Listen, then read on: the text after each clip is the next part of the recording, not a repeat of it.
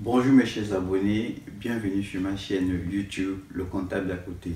Aujourd'hui, nous allons aborder un nouveau chapitre, les incidents de trésorerie sur les effets du commerce.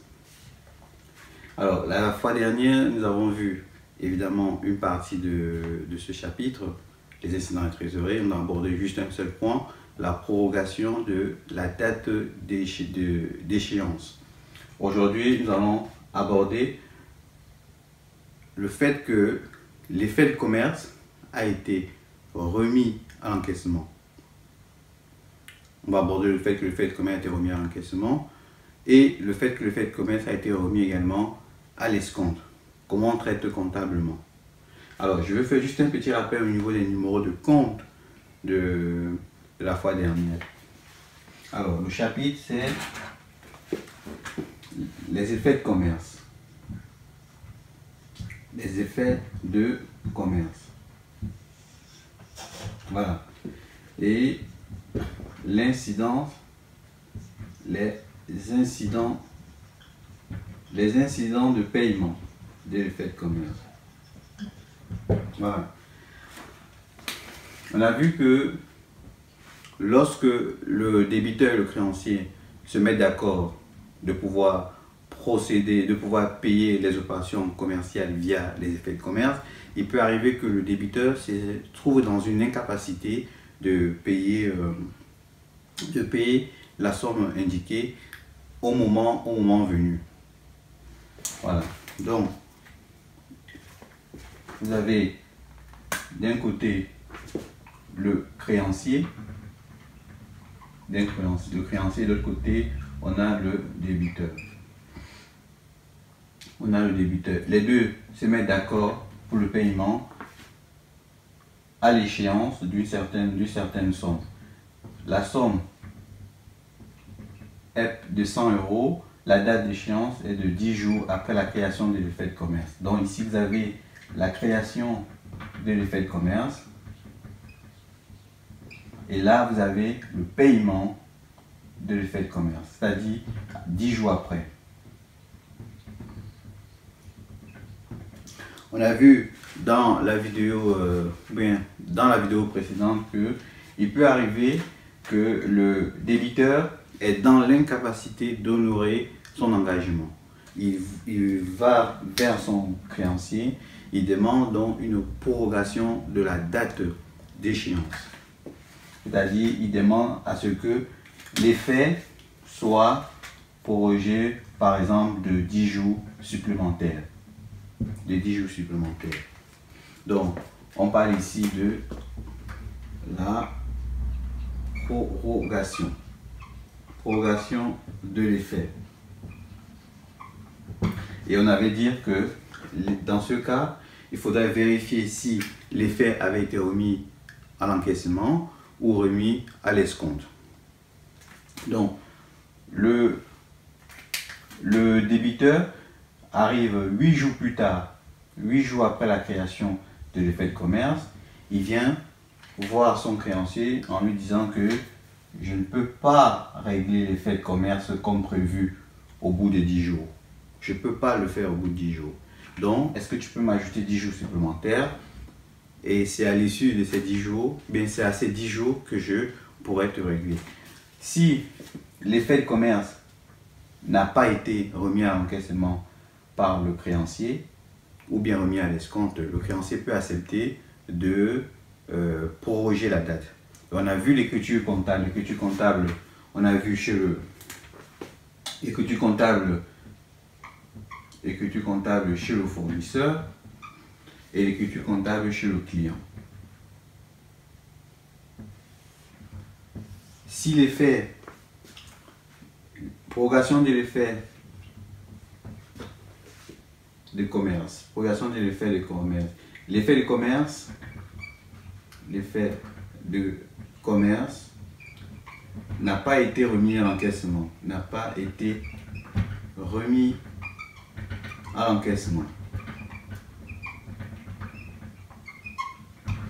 On peut également voir l'hypothèse où l'effet de commerce n'a pas été remis, l'effet de commerce n'a pas été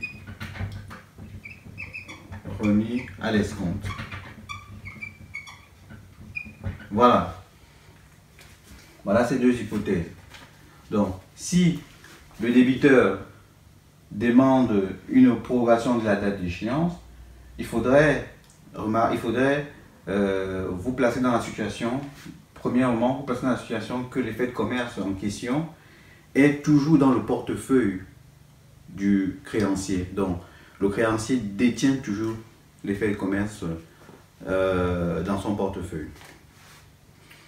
L'effet de commerce n'a pas été remis à l'encaissement et ça n'a pas été remis à l'escompte. C'est ce qu'on appelle ici, l'effet de commerce est dans le portefeuille.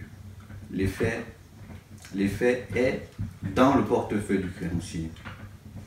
Dans le portefeuille du créancier. Voilà.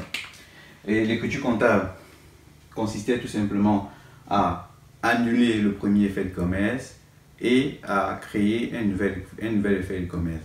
Évidemment, cette opération ne se fait pas simplement parce que le créancier doit facturer les intérêts de retard.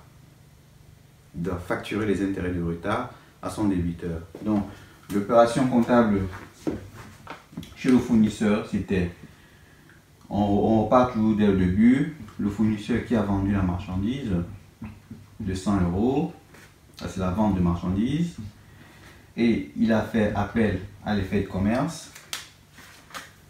Il a fait appel à l'effet de commerce pour 100 €. Ça c'est la création de l'effet de commerce. Ça c'est la vente. Ici c'est la vente.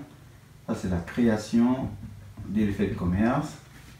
Une fois qu'il y a eu création de l'effet de commerce, il y a donc le moment où le débiteur arrive pour pouvoir annuler l'effet de commerce, pour pouvoir proroger la date d'échéance. Donc, qu'est-ce qu'on fait?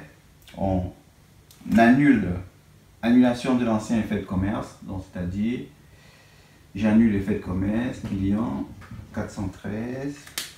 Ici, c'est l'effet de commerce client, effet de commerce à recevoir pour un montant de 100 €. Et ça, c'est ce qu'on appelle l'annulation. Annulation de l'effet de commerce. Donc, ce qui signifie que je n'ai plus l'effet de commerce dans mon portefeuille. Donc, ça et ça, je ne l'ai plus dans mon portefeuille. Et je crée un nouvel effet de commerce. Création de l'effet de commerce, on a vu que c'était le compte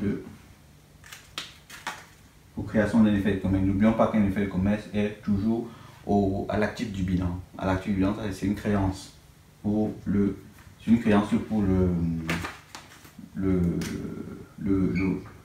client. Voilà, c'est une créance pour le fournisseur parce que c'est le fournisseur ici qui vend la marchandise. Donc là, on aura ici, c'est la création du deuxième effet de commerce. Donc vous voyez que ça s'annule, ça s'annule. Et il reste ce portefeuille dans cet effet de commerce dans le portefeuille du client. Il reste dans le portefeuille du client.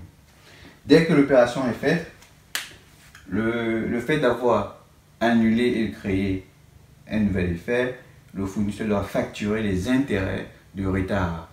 Les intérêts de retard au client. Donc, facturation des intérêts de retard, c'est le client qui supporte. Donc, c'est dans le compte 411, ça vient augmenter la dette du client. Donc, c'est pour ça que j'ai mis le compte 411 au débit. 763 qui est revenu sur créance. Revenu sur créance.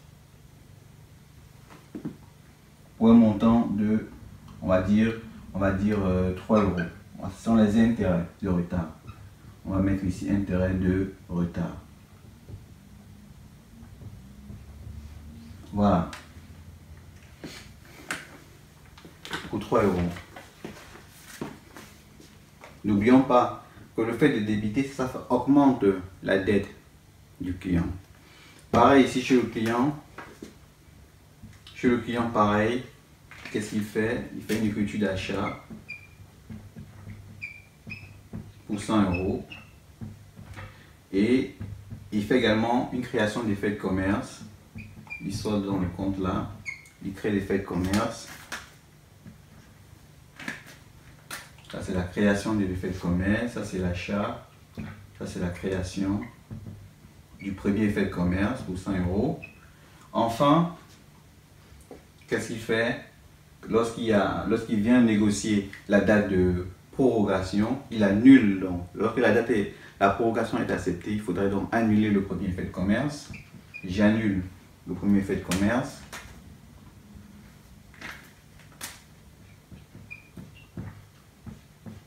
J'annule le premier effet de commerce. Voilà, ça c'est l'annulation. Annulation. Vous voyez, ça se supprime. Et je crée le deuxième effet de commerce. Création du deuxième effet de commerce. On crée un deuxième effet de commerce pour 100 €. On va appeler ça ici deuxième effet de commerce. Deuxième effet de commerce. Voilà. Au fait, les opérations, c'est celui-là. Je ne connais pas celui-là. Et pareil ici, les intérêts qui ont été facturés par le fournisseur à son client. Le client, dans sa comptabilité, il prend en charge. Donc, les intérêts. Intérêts de retard à prendre en charge. Pour un montant de, on a 3 € là, donc pour un montant de 3 €. Voilà. Ça, c'est l'écriture comptable. Mais cette écriture comptable, c'est seulement si l'effet de commerce est encore dans le portefeuille du créancier. Ok? Nous allons voir le cas où l'effet de commerce a été remis à l'escompte ou remis à l'encaissement. Comptablement, comment ça se passe? C'est ce que nous allons voir par la suite.